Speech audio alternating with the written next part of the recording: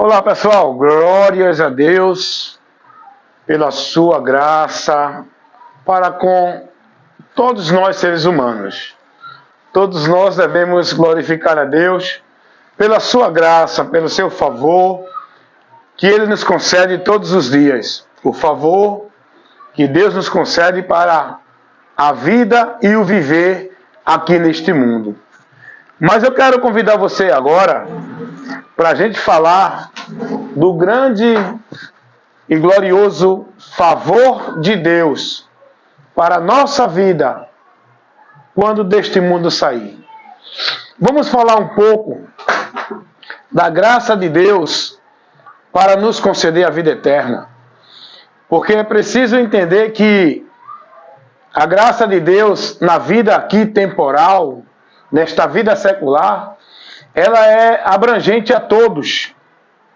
Independente se é bom, se é ruim, se faz o mal ou faz o bem, se crê em Deus ou não crê. O bem de Deus sobre todos os seres humanos nesta vida aqui na Terra, ele é para todos sem exceção. O próprio Jesus vai dizer que Deus, ele manda o sol para todos, justo e injusto. Ele manda chuva para bons e ruins. Deus não faz acepção de pessoa para conceder as suas bênçãos da vida e do viver aqui neste mundo. Mas a importância que nós, seres humanos, temos que ter, o que nós precisamos conhecer e buscar, esse conhecimento, é das bênçãos eternas. É da graça de Deus para a eternidade. E isso ele oferece a todos. Mas é condicional ao que crer. Você vê que as bênçãos naturais desta vida aqui, Deus ele oferece a todos. Crendo ou não crendo, todos vão ser agraciados. Todos são abençoados.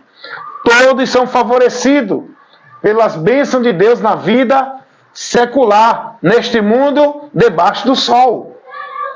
Agora, as bênçãos eternas, ela é para todos, com um condicional. O condicional das bênçãos eternas é crer em Jesus Cristo.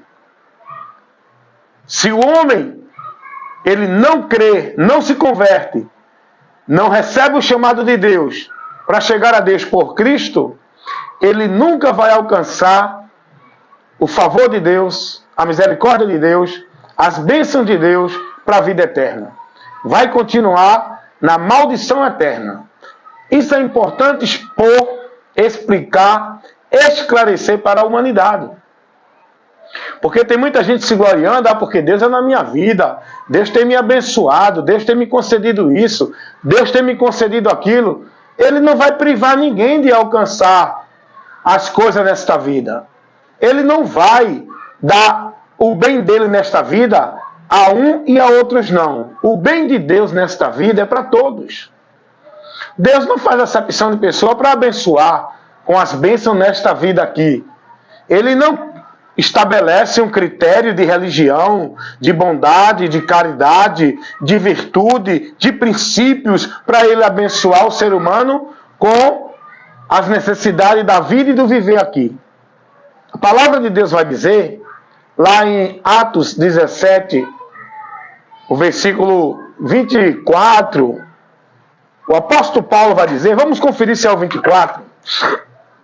Paulo vai dizer que Deus é Ele quem dá a todos o ar, a vida e todas as coisas que nós precisamos. Quem dá é Deus, a todos. Deus não tem esse negócio de não, vou dar a você porque você fez a campanha, fez o pacto, eu vou derramar a bênção na sua vida, eu vou abençoar você, porque você é dessa religião, vive assim, vive bonitinho, porque você subiu o monte, porque você foi para a igreja, porque você... Não. Isso aí é comércio.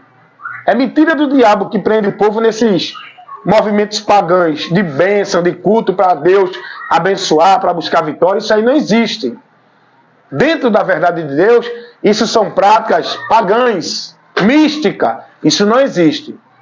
Para Deus abençoar o homem, o ser humano, o indivíduo, com o recurso desta vida, com a necessidade que o homem tem das coisas desta vida, Deus, ele dá isso a todos. Deus, ele derrama a sua graça para todos. A sua graça natural das coisas desta vida, ele dá a todos, sendo crente ou não crente, sendo bom ou ruim, sendo mal ou bom, Deus dá a todos. Olha o que diz a palavra de Deus em Atos dos Apóstolos, capítulo 17, no versículo 24. O Deus que fez o mundo e tudo o que nele há, sendo Senhor do céu e da terra, ele não habita em lugares feitos pelos homens. Né? Paulo aqui está dentro de um contexto onde as pessoas estavam criando os templos, os lugares, que dizia que ali era o local onde a divindade habitava para o povo ser abençoado. Paulo estava questionando isso aqui. Aí, Paulo vai dizer no versículo, dentro do contexto, é isso. Olha o que Paulo vai dizer no versículo 25. Nem tampouco ele é servido por mão de homens, como se ele necessitasse de alguma coisa, pois ele mesmo é quem dá a todos a vida e a respiração e todas as coisas. Paulo aqui vai mostrar que Deus dá a todos tudo que nós precisamos. Quem dá é Deus. A saúde, o livramento, a condição de vida, o viver, as oportunidades, tudo é Deus quem dá a todos. Não, você só foi livre do perigo porque você é crente. Você só alcançou a bênção porque você fez a campanha. Você só vai ter vitória de Deus porque você vai para a igreja. Você só tem o livramento de Deus porque você é da religião católica. Não, porque você fez a promessa. Porque você é um devoto, é um homem de virtude religiosa. Você não faz mal a ninguém, você pratica o bem. É por isso que Deus te abençoa. A bênção de Deus neste mundo é para todos, independente se é bom ou se é ruim. Isso está revelado nas Escrituras. Hoje as pessoas vivem nesse campo de mentira, como se fosse verdade de Deus, correndo atrás de operar de Deus, de bênção de Deus, de vitória de Deus, por dentro do comércio religioso, por meio de sacrifício, de penitência, de flagelo, de rituais, de cerimoniais, de pacto, de votos, de campanha. O povo acha que por esses meios é que são merecedores da bênção de Deus. E Deus concede tudo a todos. Isso não passa de escravidão, de mentira que aprisiona a mente do homem, que acha que tem que estar escravizado dentro de um culto, de uma campanha, de um pacto, de um voto, de um ritual, de uma obrigação, para poder Deus abençoar. Isso é escravidão, isso é a mentira do diabo que cauteriza a mente do homem, escravizando ele, levando ele a viver essas práticas, sacrifícios de tolo. Porque para Deus conceder o livramento na tua vida, para Deus conceder porta de emprego na tua vida, para Deus conceder saúde na tua vida, para Deus agir com misericórdia e te dar livramento da doença, do perigo, Deus não pede que você vá se escravizar dentro de ritual, de cerimonial, de sacrifício, de penitência, de obrigação, de cerimonial, dessas coisas dentro do sistema religioso que o povo vive praticando. Eu fico olhando, meus amados, as pessoas que vivem dentro do conceito doutrinário católico romano, ficam machucando seus corpos, se flagelando. Uns sobem escada de joelho, outros andam quilômetros e quilômetros de pé, descalço. Outros carregam peso na cabeça. Tudo como se fosse meio para Deus abençoar. Não, porque eu vou fazer essa promessa. Eu vou passar 30 dias no monte. Eu vou fazer uma campanha de 7 semanas, de 21 semanas. Eu vou fazer um pacto, eu vou fazer um voto. Não, eu vou fazer um pacto com Deus para Deus me abençoar. Eu vou subir uma ladeira de joelho. Nada disso Deus pede. Isso tudo é mentira do diabo que escraviza vocês. Dentro dessa mentira, pensando vocês que Deus está pedindo isso de vocês para Ele abençoar vocês. Não precisa disso. Não, para eu alcançar a bênção de Deus, eu tenho que estar numa igreja, eu tenho que ser devoto, eu tenho que viver o ativismo religioso, eu tenho que ser dentro daquilo que a religião bota para que eu viva e se submeta para Deus me abençoar. Nada disso Deus pede. Nada disso Deus pede. Deixa eu dizer uma coisa para vocês. Sabe por que vocês vivem escravizados, presos, subjugados na mentira do diabo? Porque vocês não conhecem a verdade. Entre aquilo que Jesus disse, João 8,32. Quando vocês conhecerem a verdade, vocês serão livres. Porque hoje, se você prestar atenção, você está incluído nisso. Você que é religioso e vive a religiosidade, o ativismo religioso, você está incluído nisso. Se você prestar atenção, a humanidade é escrava do sistema religioso. Cada uma na sua vertente religiosa, praticando seus atos de fé, suas crenças, seus credos, seus dogmas, achando que isso é por onde Deus pede para eles viverem, para alcançar de Deus a graça, o livramento, a vitória, a bênção, a prosperidade. E Deus não pede nada disso, irmãos. Esse não é o recurso, não é o meio, não é o princípio que Deus estabelece. E como eu li na palavra, e a palavra que revela isso, Deus, para abençoar o ser humano, dando livramento, dando oportunidade de emprego, dando a cura na enfermidade. Deus não pede nada disso que vocês vivem escravo, praticando na religião. Deus dá tudo isso a todos. Aí o diabo vem e coloca essa mentira para o povo pensar que vai alcançar de Deus alguma coisa por esses meios. E ficam lá escravizados, subjugados, perdido do conhecimento de Deus, manipulado pelos homens, vivendo heresias, vivendo misticismo, fanatismo religioso, vivendo paganismo. Tudo isso é paganismo, irmão. O evangelho não é nenhum ritual religioso. O evangelho não é nenhuma cerimônia religiosa. O evangelho não é nenhuma prática de vida religiosa, de usos e costumes, de formalidade religiosa. O evangelho é o conhecimento de Deus para o nosso entendimento, iluminar o nosso entendimento, nos levar ao conhecimento de Deus. A palavra de Deus está revelando que Deus ele dá tudo a todos, sem exceção. Tudo que o homem precisa nesta vida, Deus ele dá. Ele que proporciona. Não é através de campanha, de pacto, de voto, nem de vida, dentro de sacrifício, penitência e movimento religioso. O povo é subindo um monte, é passando a madrugada sem dormir, é vivendo o jejum, é vivendo consagração, é vivendo culto disso, campanha, pacto, voto, como se isso fosse algo sobrenatural por onde Deus vai operar. Tudo isso é paganismo, irmãos. Jesus não deixou nenhuma direção dessas. Jesus não conduziu ninguém a esse conceito, a esse meio, a esse princípio de vida de fé, de alcançar a graça de Deus. Escuta alguma coisa. Enquanto você não abrir os seus ouvidos para ouvir a palavra de Deus, você vai continuar perdido, cego e se afastando cada dia mais de Deus, vivendo a mentira do diabo. Enquanto você não deixar a luz de Deus iluminar o teu entendimento, vai continuar cego. Enquanto você não ouvir e buscar aprender de Jesus, vai continuar subjugado, aprendendo a mentira do diabo pelos homens. Escuta uma coisa. Olha o que Jesus vai ensinar. Para que a gente esteja na bênção de Deus, alcançando as nossas petições dentro daquilo que nós precisamos. João capítulo 7...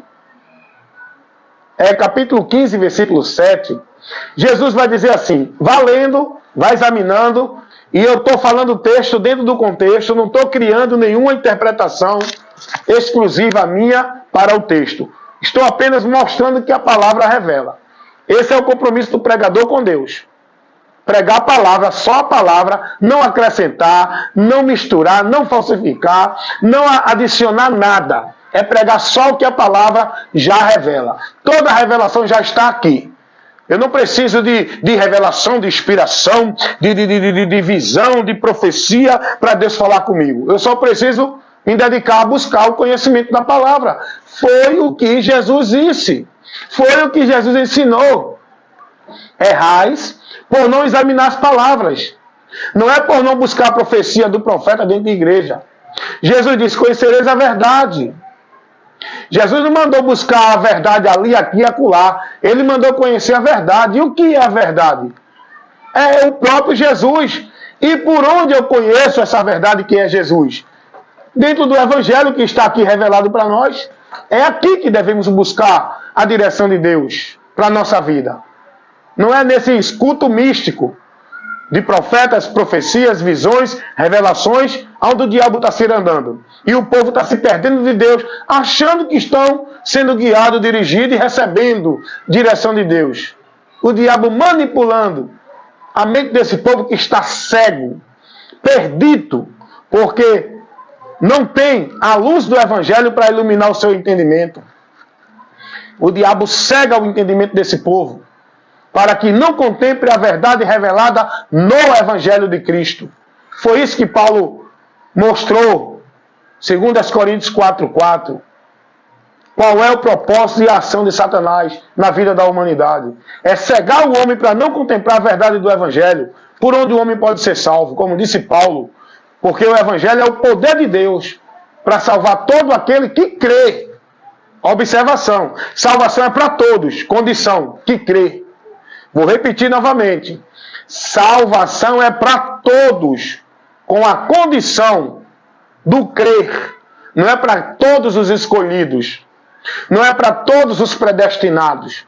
Não é para todos os bonzinhos. Não é para todos os que vivem a religiosidade. É para todos os que creem em Jesus. E quem não crê será condenado. O princípio da salvação é crer para ser salvo, ou não crer e permanecer condenado. É isso ou não que revela o Evangelho? Eu pergunto a você. O Evangelho revela alguma coisa fora dessa verdade? O que estão pregando aí, além disso, é mentira do diabo. E eu quero convidar você agora para mais uma observação. O trabalho aqui é de iluminação. Iluminar o seu entendimento. O trabalho aqui é de esclarecimento. O trabalho aqui não é de manifestar aqui visão, revelação para trabalhar o seu emocional. O objetivo aqui é trabalhar o seu entendimento. É iluminar, esclarecer, com a exposição da palavra, o ensino, a informação, a comunicação, a instrução, dentro daquilo que a palavra revela para iluminar a tua mente, para te libertar desse movimento maldito que Satanás tem prendido a humanidade. Esse movimento religioso em nome de manifestação de Deus. O Evangelho revela toda a verdade que nós precisamos conhecer para a nossa bem-aventurança. Olha como é importante o Evangelho. O Evangelho não foi trazido por Buda. O Evangelho não foi trazido por Siddhartha Gautama, que é Buda, né? O Evangelho não foi trazido por Muhammad Ali, que é Maomé, do islamismo. O Evangelho não foi trazido por Ellen Goldwhite, do Adventista do Sétimo Dia. O Evangelho não veio trazido para nós por Charles Taze Russell, o fundador da Sociedade Torre de Vigia, dos adeptos que são discípulos da religião do Testemunho de Jeová. O Evangelho não foi trazido por Maria, nem por Pedro, nem por João. Nem por pastor, nem por papa, nem por padre, de igreja católica, nem de igreja evangélica. O Evangelho veio a nós por Jesus Cristo. As boas novas. A mensagem que nos leva ao conhecimento da salvação. Veio para nós, não foi por Allan Kardec, Leon Hippolyte Denisard e Leon Hippolyte, Allan Kardec, do Espiritismo. O Evangelho não veio trazido, não foi trazido a nós por nenhum profeta. O Evangelho foi trazido ao nosso conhecimento pelo próprio Jesus Cristo. João, lá no Evangelho, segundo está escrito lá em Marcos, capítulo 1, versículo 14, olha o que está revelado aqui. Marcos, capítulo 1, versículo 14. Vai dizer que quando João Batista foi preso, porque ali ele não ia mais ser livre, ele não ia mais ter vida ali agora, ele ia morrer. Aí olha o que o texto diz. Marcos capítulo 1, versículo 14 e 15. E depois que João foi entregue à prisão, veio Jesus para a Galileia, pregando o evangelho do reino de Deus. Deixa eu dizer uma coisa. A mensagem de João Batista não era o evangelho. Tem muita gente enganado aí. João Batista, ele preparava o caminho para que o povo viesse receber a mensagem do evangelho que seria revelada por Jesus. João Batista não pregava essa mensagem. João Batista, ele tinha uma pregação específica para os judeus, preparando os judeus para receber o Messias, aquele que vinha trazer toda a revelação oculta de Deus para a humanidade, levando o homem ao conhecimento da salvação. Isso veio por Jesus. João Batista não pregava o evangelho. Quando o texto diz que João Batista pregava o arrependimento de pecado, ele não pregava o arrependimento, a remissão de pecados que o evangelho representa, mostra. João Batista pregava um arrependimento não para ser livre do juízo de Deus. Ele pregava um arrependimento para receber aquele que seria o meio de salvação para livrar o homem do pecado, para o homem chegar a Deus. Porque se a mensagem de João Batista fosse o evangelho, Jesus não precisava ter vindo. O evangelho foi o próprio Jesus que trouxe para nós. E olha o que o texto vai dizer. Ali sim, a partir daí o evangelho começou a ser pregado. Primeiro para os judeus. Porque Jesus... Aí eu vi um pregador muito famoso, né? Muito intelectual, muito sábio, cheio de letras, cheio de teologia, cheio de formação. Esse pregador, esse pastor, ele disse o seguinte: o evangelho da graça quem pregou foi Paulo. Mentira!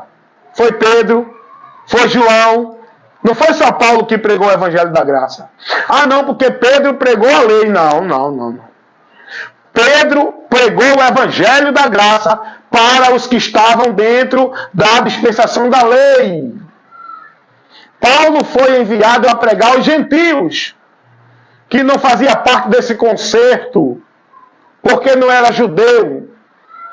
Paulo foi pregar ao gentio. A mensagem que Paulo pregou ao gentio é a mesma mensagem que Pedro pregou aos judeus. Não tem dois evangelhos. Não tem dois Jesus. É um só evangelho. É um só Jesus. Tanto Pedro, como Paulo, como João, ou qualquer apóstolo que está revelado na Bíblia, pregaram o mesmo evangelho. O evangelho de Cristo, que é um só. Não tem o evangelho da graça, o evangelho da lei, porque Pedro pregou para os judeus na lei, Paulo pregou para os gentios na graça. Não tem nada a ver isso. Isso é uma confusão que esses teólogos fazem para tirar o entendimento simples e objetivo do evangelho. O evangelho não tem nada difícil. Tanto é que Pedro foi repreendido por Paulo, porque estava deixando levar-se pelos costumes judaicos, pelo judaísmo, pela fé judaica. E Pedro foi levado a pregar o evangelho da salvação para os que viviam dentro do judaísmo. Mas Pedro ainda estava dentro da conveniência do judaísmo.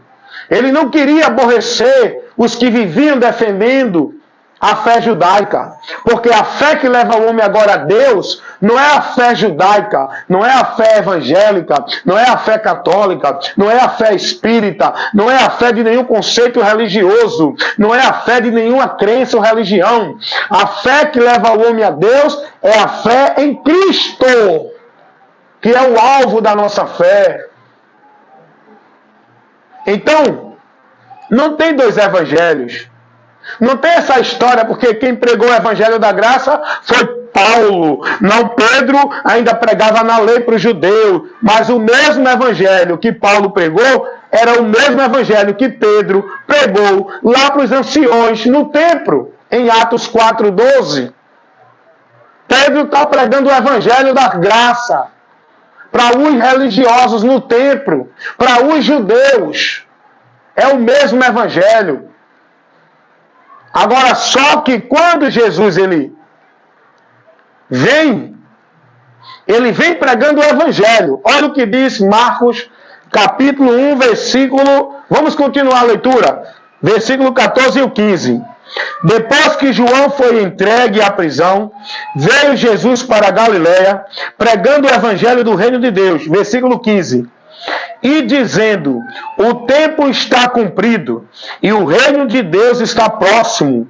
Arrependei-vos e credes no evangelho. Ora, peraí, aqui tem uma questão que a gente precisa questionar. Jesus ele diz assim, arrependam-se e creia no evangelho. Mas tem outro momento, outro texto, que Jesus vai dizer, creia nele. Peraí, eu tenho que crer no evangelho ou tenho que crer em Jesus? Jesus diz, quem crê em mim será salvo. Outro texto, Jesus diz, quem crê no evangelho será salvo. Peraí, eu tenho que crer em Cristo ou no evangelho? Meu amigo, o evangelho é Cristo. As boas novas é Cristo. Crer no evangelho é crer em Cristo. O evangelho não leva ninguém a crer em nenhum outro alvo, nenhuma outra coisa, nem objeto, nem coisa alguma. Aprenda o que é o evangelho. O evangelho é uma informação, é as boas novas que apresenta Cristo como esperança da humanidade. Quando eu creio no evangelho, eu creio em Cristo. Por isso que tem muita gente vivendo o evangelho anátema. Porque diz que crê no evangelho, mas está lá crendo em rosa ungida, sal grosso, campanha, pacto, voto, igreja, ritual, batismo, dízimo, imagens, entidades e tanta coisa que estão crendo. O evangelho nos leva ao único alvo da fé. A nossa crença não é por meio de nenhuma religião. É em Cristo, por Cristo, pela palavra dele. Jesus disse, se vocês crêem em mim e nas minhas palavras. O evangelho é o que Jesus pregou, que nos leva a crer nele, no que ele pregou. Deu para entender isso? Então, o evangelho veio sendo anunciado por Jesus. Aí sim, depois que ele cumpre a exigência do Pai, é oferecido como sacrifício pela humanidade, consuma e realiza o plano da salvação, ele depois que ressuscita, porque tudo isso foi consumado com a morte de Jesus. A porta foi aberta, o caminho para Deus foi colocado, a graça de Deus para a salvação eterna foi tudo possível pela morte de Cristo. A partir da morte de Cristo, o caminho foi aberto. Então, quando Jesus estava vivo, observe isso. Ele ordena aos seus discípulos a pregar só em Israel. Só para os que estavam ali na região de Israel. Mas quando Jesus... Você pode ver isso aqui. Vamos lá. Vamos ver aqui. É Lucas 10 ou é Mateus. Jesus ele vai ordenar aos seus discípulos que pregasse o evangelho só em Israel. O evangelho ali, de início, foi ordenado a se pregar só a Israel. Mas, na sequência, quando Jesus morre e ressuscita, a partir daí ele agora manda pregar para o mundo inteiro. Marcos 16, 15. Mas enquanto Jesus estava vivo, vamos ver aqui. Vamos lá.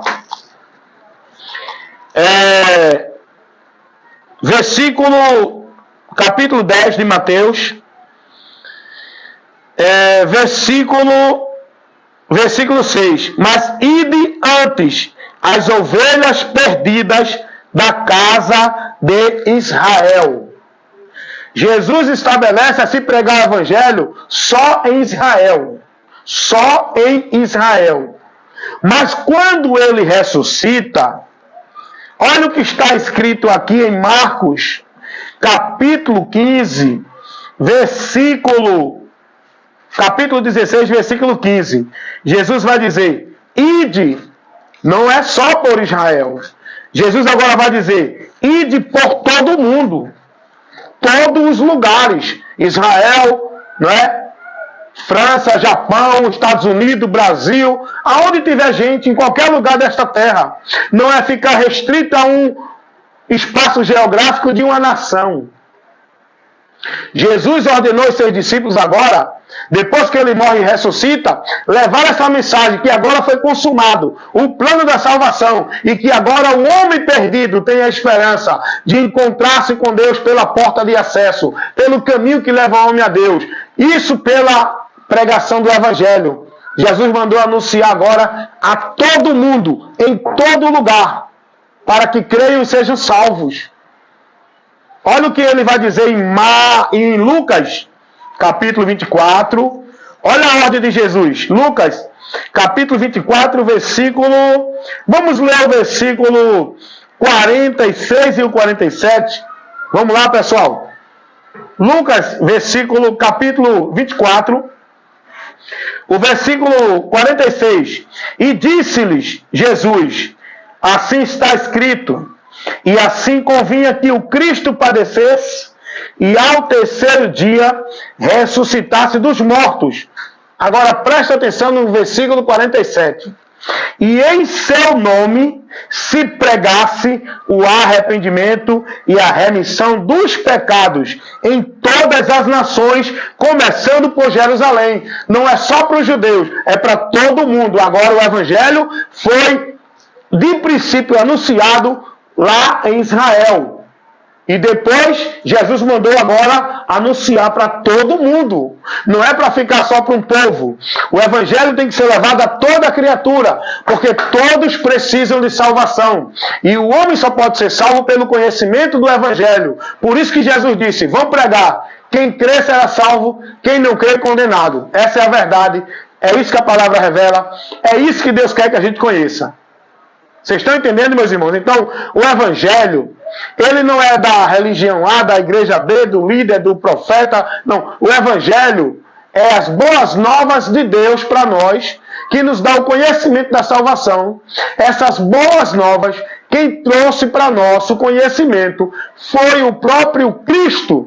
Essas boas novas de salvação leva o homem a Cristo, mostra ao homem Cristo. Não é nenhum desses meios que o mundo vive, como se fosse para Deus. Então, é muito importante a gente conhecer a verdade. Enquanto você não conhecer a verdade que Deus nos revela no Evangelho, você vai continuar preso, escravo, vivendo a mentira, como se fosse verdade de Deus. Deixa eu esclarecer mais um ponto aqui para você. Cuidado. Não se preocupe em ler a Bíblia de Gênesis a Apocalipse. É importante, mas o mais importante é você conhecer o caminho, a porta e o meio da salvação. E isso está revelado no Evangelho, a partir dos 4 Evangelhos e das cartas dos apóstolos, que é a ação dos apóstolos pregando e ensinando o povo o caminho para Deus. Você só vai ter o conhecimento a partir dos 4 Evangelhos. É onde Jesus vem. É onde começa a luz de Deus iluminando o mundo. É onde a revelação de Deus que estava oculta começa a ser levada ao conhecimento de todos. É a partir de Cristo, na manifestação dele em ser humano, como está revelado nos 4 Evangelhos. A partir da manifestação, da encarnação do Verbo, que era Deus e se fez carne, começa agora a luz de Deus brilhar no mundo. Isso está onde? No Evangelho. Então, não é que eu estou dizendo que não é para ler o Velho Testamento. Não é para ler Gênesis, Apocalipse, Levítico, Êxodo, não. Leia, estude, examine a palavra. Agora, se você quer ser liberto da mentira, conhecer a verdade para a vida com Deus, você só vai ter esse conhecimento no Evangelho. Não adianta ser teólogo, professor, doutor do Velho Testamento. Paulo, ele era doutor, ele era um grande teólogo. Paulo foi ensinado aos pés de um grande teólogo, Gamaliel. Nicodemos era um doutor da lei, conhecia todo o Velho Testamento. Mas ele precisava conhecer a revelação que vinha agora pela nova aliança que chamamos de Novo Testamento. A revelação de Deus agora a partir de Jesus, que está revelado nos 4 evangelhos. É isso que nós precisamos conhecer. Tem tanta gente aí preocupada em conhecer a história de Davi, de Sansão, de Melquisedeque, de isso, daquilo outro. Jesus disse, aprendam de quem? Jesus disse, aprendam de quem? Aprendam de mim. Jesus vai dizer o quê? João 5:49, 39 e 40. Jesus vai dizer, vocês, isso ele se referindo aos religiosos da época, lá onde ele estava vivendo aquele momento, que está revelado aqui. Jesus vai chegar para os religiosos da religião farisaica, dos escribas, e vai dizer, vocês examinam as Escrituras, que era todo o livro que estava revelado no Velho Testamento, Moisés, os profetas, Salmos, o Velho Testamento é isso. Jesus vai dizer, vocês examinam as Escrituras, buscando ter nela a vida eterna. E são elas que testificam de mim. Tanto os livros da lei, como os Salmos, como os profetas, testificam de Jesus. O próprio Jesus disse isso.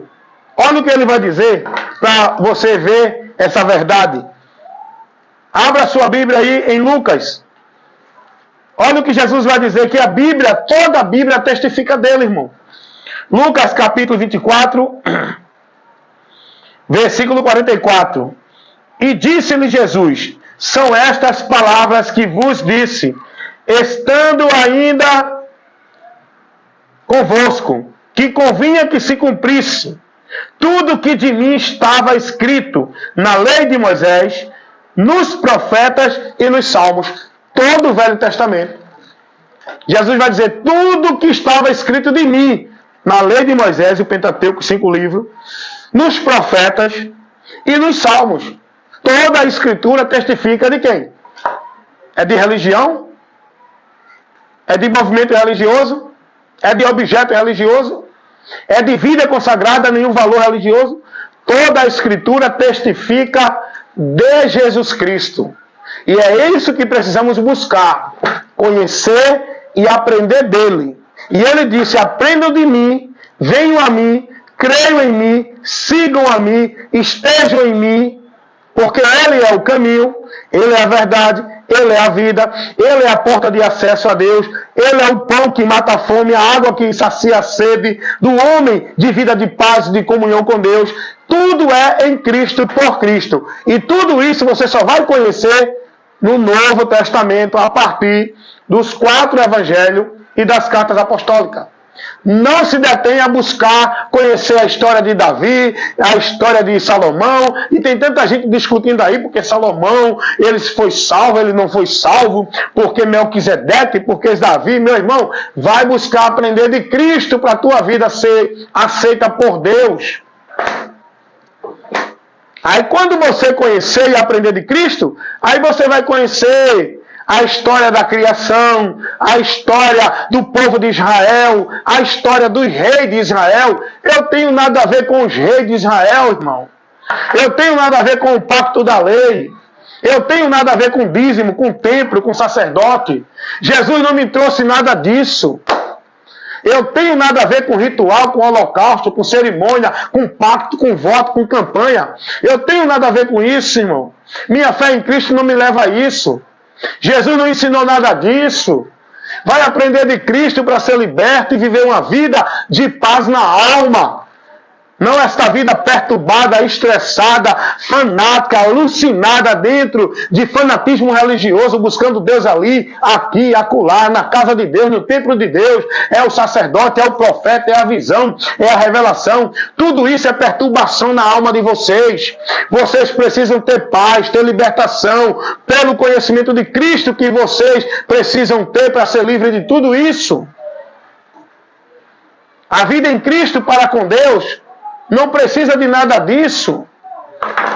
Então vão aprender de Cristo no Novo Testamento. Vão aprender o caminho que Cristo mostrou.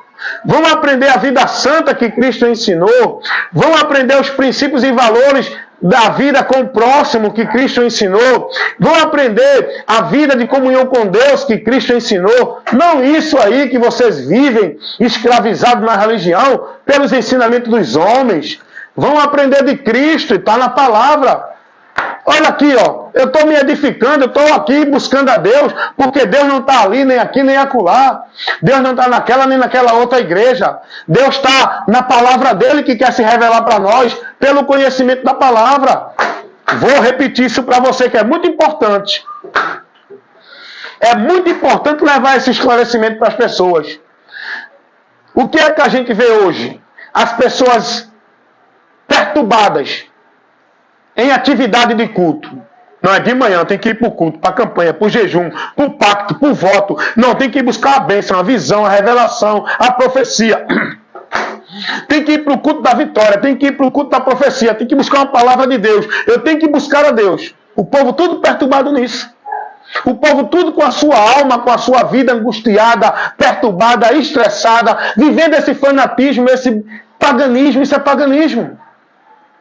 Não, porque eu tenho que buscar a Deus.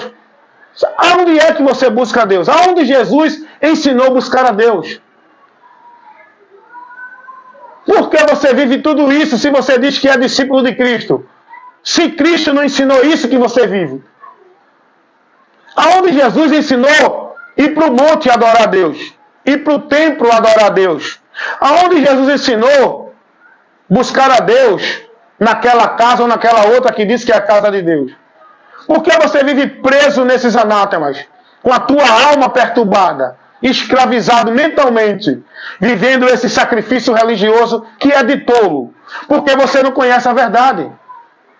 Buscar a Deus não é estar dentro de ambiente religioso, não é vivendo manifestação religiosa, não é dentro de formalidade religiosa. Buscar a Deus é buscando o conhecimento dele na palavra. Deus se revela para nós pela palavra. Deus está em nós pela palavra. Deus habita em nós quando nós conhecemos a palavra, que é a semente da vida com Deus, que tem que ser semeada no teu entendimento. É a palavra. Quer buscar a Deus? Pega a tua Bíblia na tua casa. Para de viver essa formalidade religiosa, esse sacrifício religioso, essa vida formal de ativismo religioso. Quer buscar a Deus? Quer ser consagrado à tua vida? Quer santificar teu viver para Deus? Vai buscar o conhecimento da palavra. Santificação é pela palavra, não é pelo ritual, nem pela vida formal religiosa de usos e costume. Olha o que Deus vai dizer lá em Oséias. Oséias capítulo 4, versículo 6.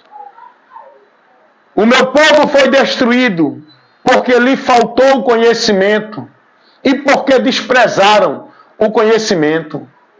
Oséias capítulo 6, versículo 3. Conheçamos e prosseguimos em conhecer o Senhor. Olha o que Jesus vai dizer, João 8, 32. E conhecereis a verdade, e a verdade vos libertará. Olha o que Jesus vai dizer em Mateus 7, 23. Eu comparo o homem prudente àquele que ouve e pratica as minhas palavras. Esse edifica a sua casa na rocha.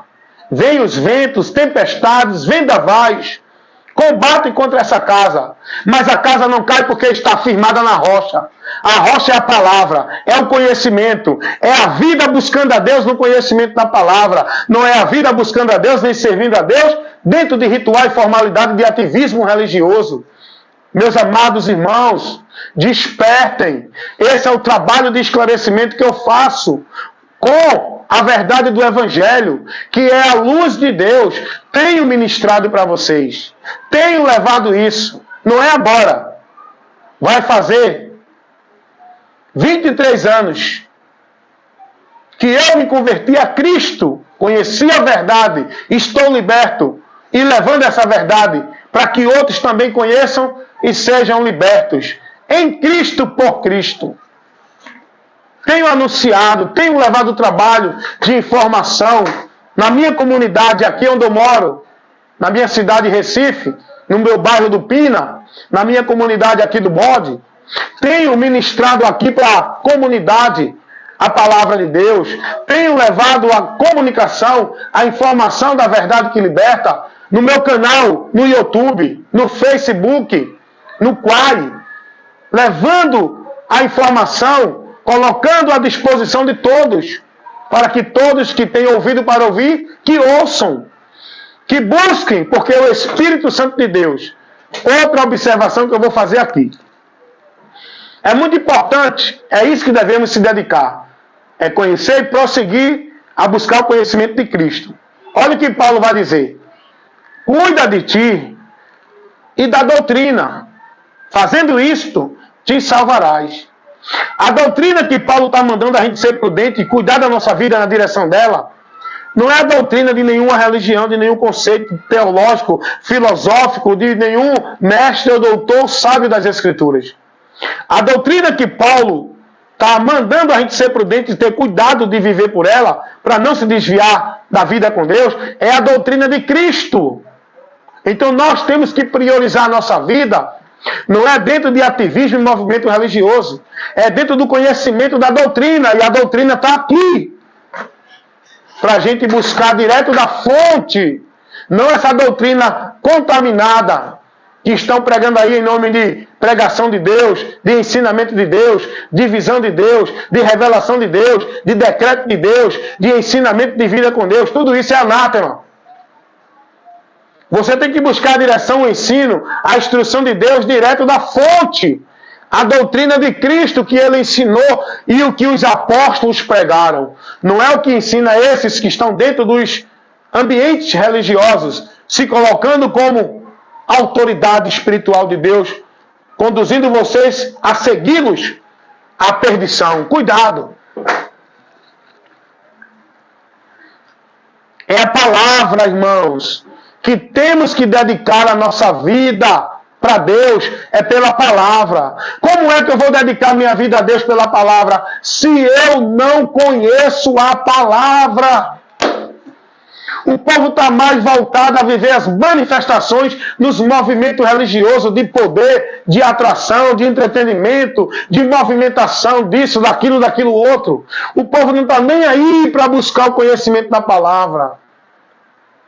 Dedicam suas vidas à atividade religiosa, o ativismo religioso, o legalismo religioso, a formalidade religiosa, que a religião é uma desgraça, a religião é uma maldição, a religião é um anátema para a vida do ser humano. Mas o povo está lá, achando que estão na bênção com Deus. A religião é uma criação de Satanás, Deus não tem nada a ver com religião. Seja ela evangélica, católica, espírita, budista, mormon, testemunha de Jeová, Deus não tem nada a ver com religião. Deus não deixou religião para o homem viver para Ele, chegar a Ele, se consagrar a Ele, ser devoto a Ele, ser fiel a Ele, obediente a Ele, fidelidade a Ele. Não foi por religião, é por Jesus, é por Jesus, é por Jesus. A realidade de Deus é Cristo, não é nenhuma religião, com as suas manifestações religiosas. O povo está achando que Deus está se impressionando. O povo está achando que está mais perto de Deus por meio das suas manifestações religiosas, dos seus cultos, dos seus eventos, das suas vigílias, das suas campanhas, dos seus pactos, dos seus votos, das suas vidas dentro de cerimonial religioso. O povo está pensando que é isso que Deus está pedindo para chegar a Ele. Nada disso Deus pede. Olha o que Deus faz, irmãos. Usando o profeta lá no Velho Testamento. Já lá no Velho Testamento. Deus nunca pediu isso, formalidade religiosa, que o mundo vive hoje. Olha o que Deus vai dizer ao povo de Judá. usando o profeta Jeremias, no capítulo 7. Vamos ler, que é importante a gente se conduzir na palavra e levar para o povo o princípio daquilo que estamos falando pelo princípio e o fundamento da palavra. E é a palavra que tem a autoridade para a nossa vida estar servindo a Deus. É pela palavra, viu? Não é a autoridade do pastor, do diácono, do evangelista, do papa, do padre, do bispo, do apóstolo, do ancião, do profeta. É tanta gente se colocando como autoridade espiritual de Deus. E Jesus não ensinou nada disso, irmão. Isso é tudo balela, bagunça, isso é anátema. Jesus não ensinou que a autoridade dele está em nenhum líder religioso. A autoridade de Deus na nossa vida é a palavra. E quem está na palavra está na autoridade de Deus. Não é quem está em título de religião, em título de posição religiosa. É quem está na palavra. Olha o que Deus vai advertir ao povo de Judá pelo profeta Jeremias. Capítulo 7. Vamos ler do versículo 1 ao versículo... Vamos ler até o versículo 4.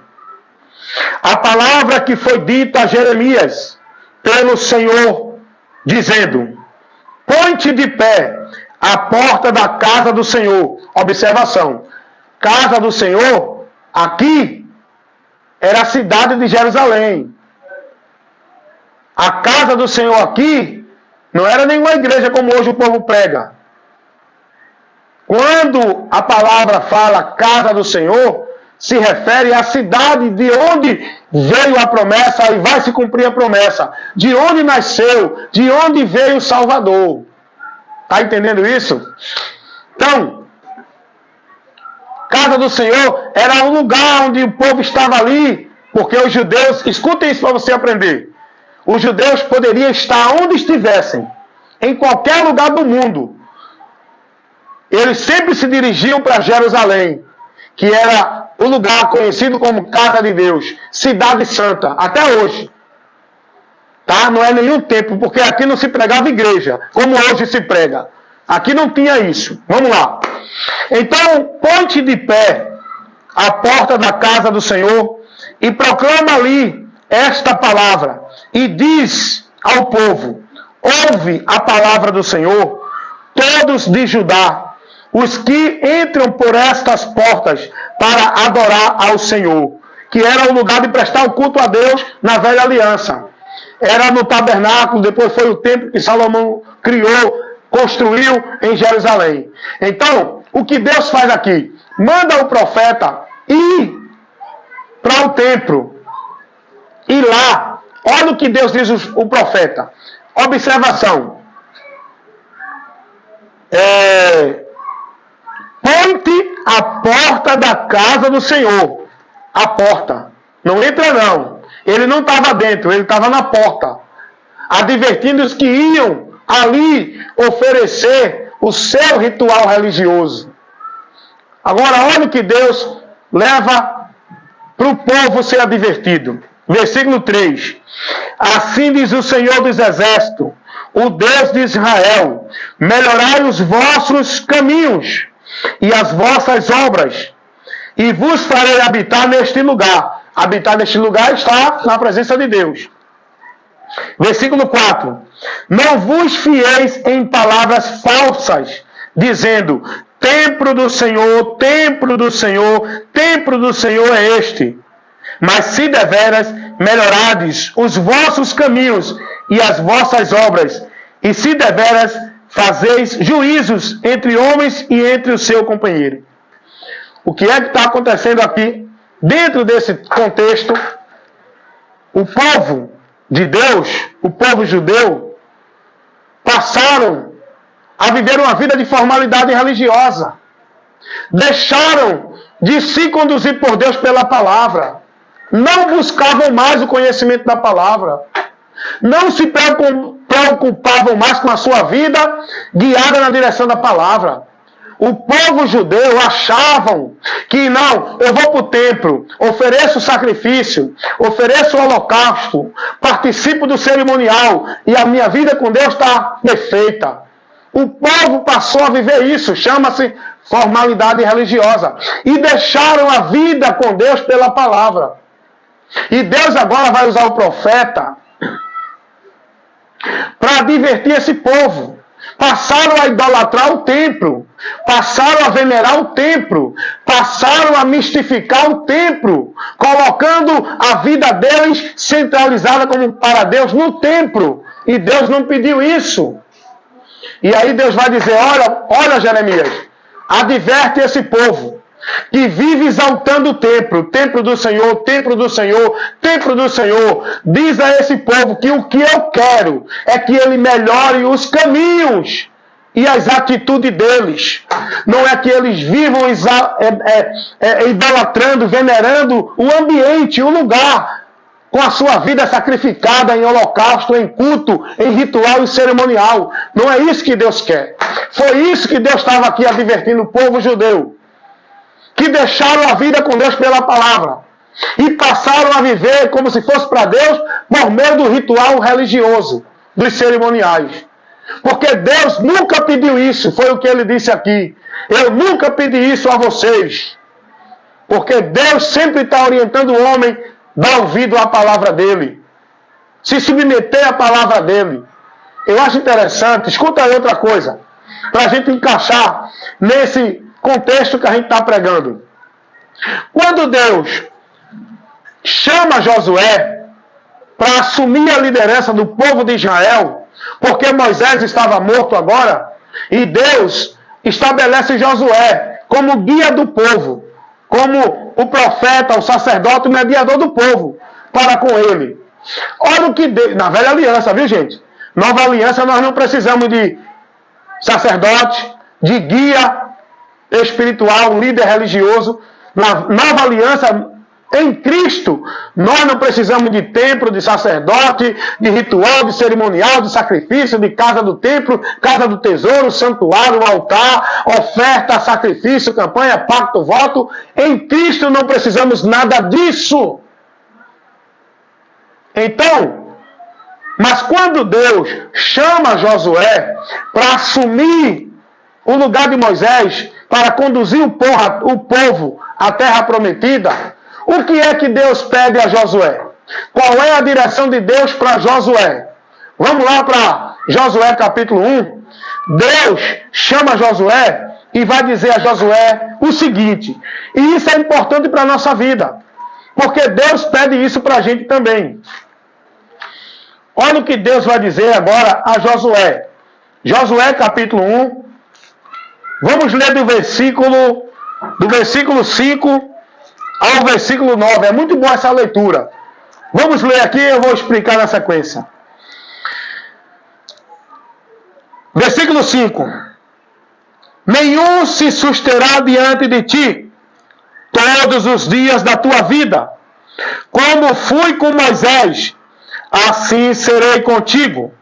Não te deixarei, nem te desampararei. Deus está dizendo isso a Josué. É um contexto aqui isolado. Isso aqui não é para qualquer pessoa, não.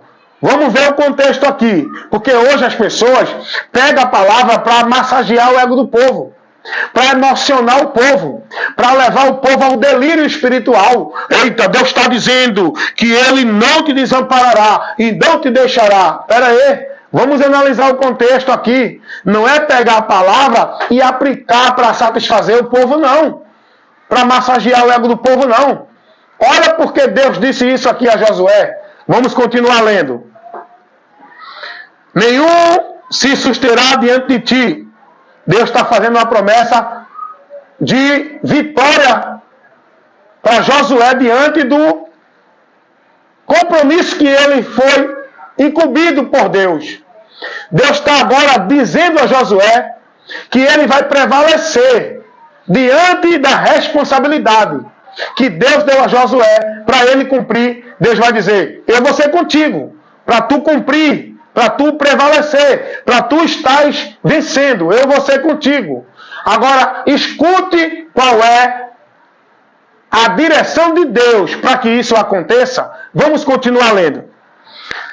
Vou ler de novo o versículo 5. Josué capítulo 1, versículo 5. Até o versículo 9. Nenhum se susterá diante de ti todos os dias da tua vida. Como fui com Moisés, assim serei contigo. Não te deixarei, nem te desampararei. Versículo 6. Esforça-te e tem bom ânimo, porque tu farás a este povo herdar a terra que jurei a seus pais que lhe daria. Então aqui é um fato restrito ali a Josué naquele momento, naquela situação. Isso aqui não é para estar dando assim, que nem batata na feira, né? Que o povo hoje pega a Bíblia e sai distribuindo o versículo como batata na feira, sem entender nada. Mas o povo quer saber, é vitória, é bênção, é prosperidade, é Deus falando.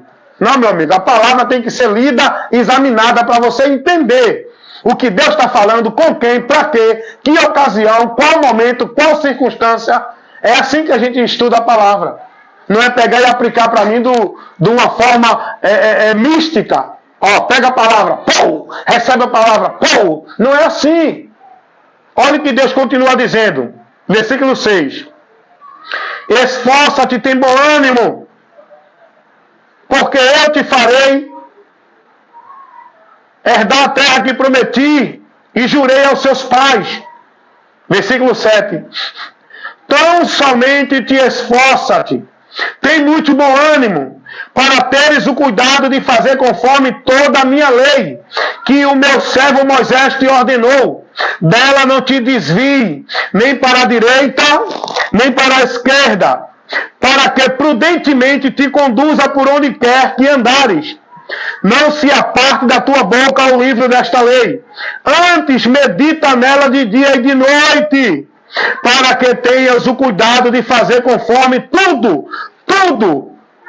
quanto nele está escrito, porque então te farás prosperar o teu caminho, então prudentemente te conduzirás. Não te mandei eu? Esforça-te, tem bom ânimo, não pasme nem te espante, porque o Senhor teu Deus é contigo por onde quer que andares. Olha, eu já vi tanta gente pegando esse texto e distribuindo na igreja para emocionar o povo, para fazer o povo achar que Deus está falando isso com ele. Só que o contexto aqui é muito diferente do que as pessoas estão pregando aí. Isso aqui Deus está falando diretamente com Josué, dentro de uma missão que ele deu a Josué, para que Deus fosse com Josué, para que Josué viesse prevalecer, para que os inimigos não prevalecessem contra Josué.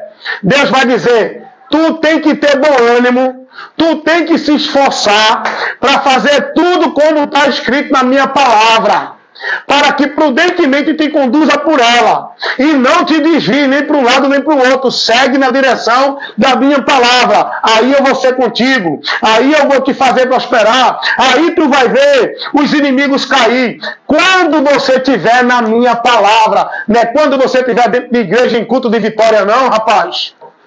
Não é quando você estiver em campanha de culto, de marcha, disso, daquilo, outro, não. Não é quando você estiver escravizado no ativismo religioso, não. É quando nós estivermos na palavra dele. E olha o que Deus vai dizer a Josué: medita nela de dia e de noite. O que quer dizer isso? O que quer dizer isso? Meditar na palavra de dia e de noite é estar com a palavra guiando nossa vida, nossos pensamentos, nossas atitudes, nossa direção, nosso viver, todo dia, toda hora, irmão, no nosso entendimento. Não é indo para culto disso, daquilo, outro, não. Não é usando a palavra para fazer esses movimentos anátema, não, irmão. Meditar na palavra é estar com a palavra guiando nossa vida. É estar com a palavra como luz e lâmpada para os nossos pés. Meditar na palavra é viver sem seguir nenhuma outra direção que nos leve a sair da palavra. É isso que Deus nos orienta. Não é isso que o povo está vivendo hoje, não. Nessas pregações desses pregadores anátemas, esses pregadores de mentira, esses falsos profetas que usam a palavra para massagear o ego do povo, para criar movimento, para fazer misticismo dentro dos ambientes chamados de igreja, para o povo viver nessa maldição, perdido de Deus, sem a instrução, sem a direção da palavra. Toda a direção de Deus para o homem, para a humanidade, é para viver com ele pela palavra. O que Deus quer de nós é isso. O próprio Jesus vai dizer: para ser fiel a ele, tem que guardar a palavra. Para viver para Ele é pela palavra, não é por dentro de vida religiosa. Jesus vai dizer: ser fiel até a morte, tendo pouca força, guarde a minha palavra. É a palavra do Senhor. A palavra de Deus me manda perdoar, eu tenho que perdoar. A palavra de Deus me manda não guardar o mal com o mal, eu tenho que praticar o bem, não o mal. A palavra de Deus me manda crer nele e não se desviar dele. A palavra de Deus me ensina que ele é o único meio de salvação. Eu não vou viver esperança de salvação dentro de igreja por batismo, por dízimo, por campanha, por pacto, por voto, por sábado, por isso e aquilo outro. Como o povo está vivendo isso? Eu tenho que viver com a minha vida de fé em Deus pela palavra que Jesus pregou, a doutrina de Cristo. E se alguém estiver pregando algum ensinamento que diz que é de Deus, que não está dentro do que Cristo ensinou, é mentira. Esse aí não é de Deus, é do diabo. Está escrito na palavra isso, irmão. Dá uma lidinha lá na segunda carta do apóstolo João, no versículo 9 e 10, porque não tem capítulo. Olha o que João vai dizer. Todo aquele que prevarica e não persevera na doutrina de Cristo, as palavras de ensinamento de Jesus, João vai dizer: esse não tem a Deus. Não escute eles, se afaste deles.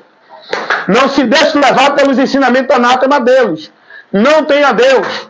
E hoje o que acontece é uma banalização de pregações e pregadores, de lugares que dizem que Deus está ali para dar vitória, onde o povo está se aglomerando, perdidos de Deus, vivendo movimentos vãs, o anátema, doutrina de demônios, heresia de perdição, evangelho anátema, sendo negócio de homens, vivendo visões, revelações, movimentos que Deus não está nem aí, porque Deus não pediu isso, Deus não orientou isso, Deus não está aonde a palavra dele não está sendo ali a luz para guiar o povo.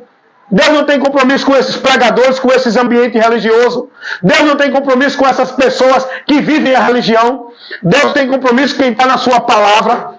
O compromisso de Deus é a palavra dele, não é o indivíduo. E quem está na palavra dele está guardado por Deus. É isso que nós temos que entender, meus amados. É viver uma vida de fé na palavra. É se converter a Cristo pela palavra. A palavra que é a revelação de Deus escrita para nós. Eu encontrei uma pessoa que disse assim: vou buscar a palavra de Deus, vou buscar minha bênção, vou adorar a Deus, vou ouvir Deus falar, ó. E eu olhando para ela, eu digo: meu Deus, mais uma que está dentro do caminho de perdição, pensa que está vivendo para Deus. Aí você diz: mas irmão Wellington, por que você não esclareceu ela? Você não tem o conhecimento da verdade, por que você não levou a verdade para ela? Irmãos, a palavra de Deus vai dizer, depois da gente mostrar uma pessoa 2 ou 3 vezes, a pessoa não aceitar, não adianta mais não, vai causar aborrecimento. Jesus não insistia em ninguém para ouvir a palavra não. Jesus não ficava pregando a palavra para quem não dava ouvido não. Essa pessoa é advertida direto. A gente está ensinando, está mostrando, está orientando o que a palavra ensina. Mas o povo não quer olhar para a palavra não. O povo está olhando para a sua vida, para os seus líderes, para a sua religião. É isso que o povo está olhando. O povo quer viver o entretenimento, os movimentos, as atrações, os eventos de poderes. O povo não quer viver uma vida lúcida, sóbria, consciente, inteligente no conhecimento de Deus, não. O povo quer se emocionar, quer gritar, quer pular, quer correr, quer marchar, para dizer que é Deus operando. O povo quer ouvir o pregador que diga que Deus está usando ele para decretar, para derramar bênção, para determinar a vitória, para fazer isso e aquilo outro. O povo não quer ouvir ensino e instrução, não. A correção de Deus é amarga. O povo quer doce. O povo quer gritar, quer se emocionar, quer dar glória e aleluia. O povo quer emoção em nome de Deus. O povo não quer conhecimento, não. A doutrina, a palavra é amarga. Por quê? Porque reprova, porque corrige, porque condena. O povo não quer ser reprovado, não. Cada um quer viver a sua religiosidade, a sua fé, a sua crença, a sua religião. Ninguém quer compromisso com Deus, não. O compromisso com Deus é subjugado à religião. E Deus não estabelece isso. Compromisso com Deus é subjugado a Ele pela palavra. Essa palavra escrita e encarnada, que é Cristo, que trouxe para nós a revelação por onde vamos ser libertos da mentira do diabo e conhecendo a verdade de Deus para chegar a Deus. Verdade essa que é o próprio Jesus. Então que Deus abençoe a todos vocês. Meus amigos e irmãos aqui do Facebook, aqui do YouTube, do Quai, que Deus ajude vocês a ser prudente. Aliás, é você que tem que ser prudente. Que Deus ajude vocês na graça dele, para vocês ter ânimo e força em buscar cada dia mais o conhecimento de Deus. Que ele nos dê a graça dele para resistir, suportar e prosseguir até o fim. Perseverando, como disse Jesus, para ser salvo. Cuidado. Cuida de ti e da doutrina. É isso que o cristão precisa fazer. Ser prudente. Estar edificado na palavra, no ensino, na direção de Cristo, é onde nós estamos com a nossa vida firmada em Deus, verdadeiramente. Muito obrigado a todos, que Deus continue abençoando, em nome de Jesus. Deixa eu ver aqui, para encerrar com alguns comentários aqui dos irmãos, que eu estava longe aqui do telefone. Olha aqui, gente, lá no fundo da pracinha, aqui onde eu moro, na comunidade do Bode, ó. Ali a pracinha, minha comunidade aqui, ó. Aí, pessoal. E aqui, ali, o fundo aos prédios, né, na Avenida Boa Viagem, ali os prédios. E aqui, eu estou na minha residência, levando para vocês esse ensinamento. Então, muito obrigado aí os irmãos que entraram. Lindinaldo Elias, Edinaldo Nogueira, meu irmão lá de Sergipe. Muito obrigado, Dênia Tavares. Obrigado a todos que estão sempre ouvindo. Se dediquem, busquem o conhecimento e se firmem no conhecimento de Cristo para se manter de pé. É por onde o crente vai permanecer firme, constante e abundante. É no conhecimento de Cristo. Porque Ele é o alicerce, é o fundamento da nossa fé, da nossa vida com Deus. Amém, meus irmãos? Muito obrigado pela atenção de todos. E até o próximo vídeo, se Deus assim permitir. Lá no Kawai, no YouTube, no Face, vocês vão encontrar mais vídeos de instrução e esclarecimento, levando para você a verdade que liberta.